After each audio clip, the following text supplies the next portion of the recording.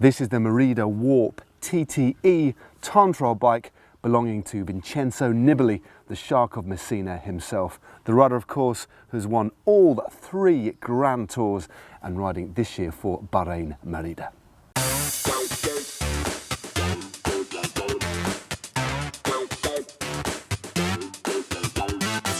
The design of the Warp TT bike is unchanged from 2016, but of course comes in brand new Bahrain-Merida livery with a nice gold touches with a very distinctive royal dark blue and red. Now, as well as being remarkably aerodynamic, as you can see by the very aggressive tube profiling, there is a really interesting and variable degree of adaptability for the rider's individual measurements up the front with this rather interesting cockpit area.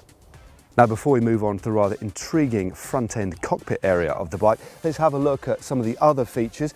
As we see in many TT frames these days, the rear stays come halfway down the seat tube, leaving the brakes to be integrated underneath the bottom bracket, and again, all about cheating the wind.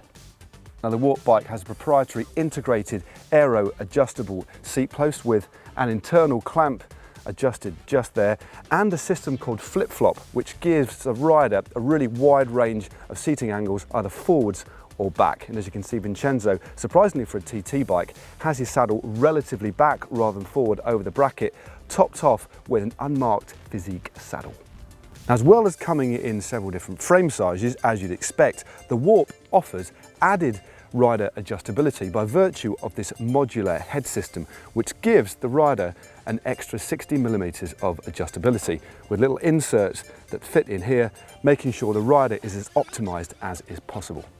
Combined within the modular head system, we have Vision Trimax carbon TT bars with extra sandpaper gripper and satellite Di2 shifters here, as well as the Vision Trimax skis, again with added grip and even more satellite shifters, so Vincenzo Nibali can stay as aero as he wants and also change gear nice and easily.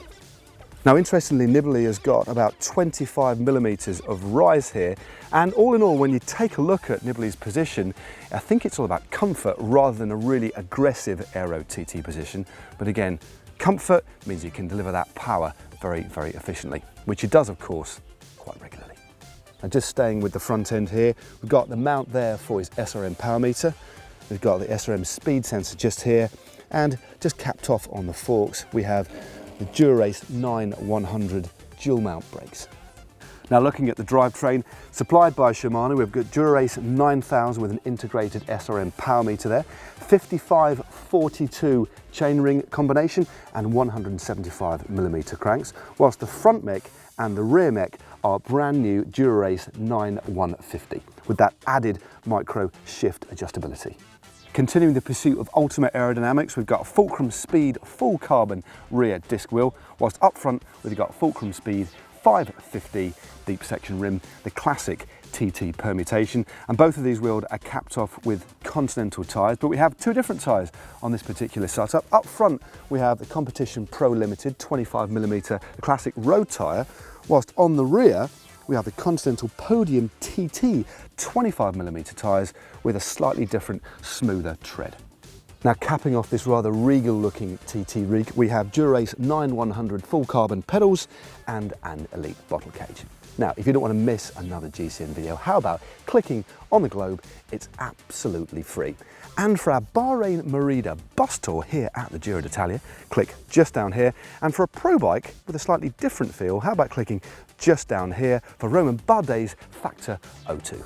And don't forget to like and share this video.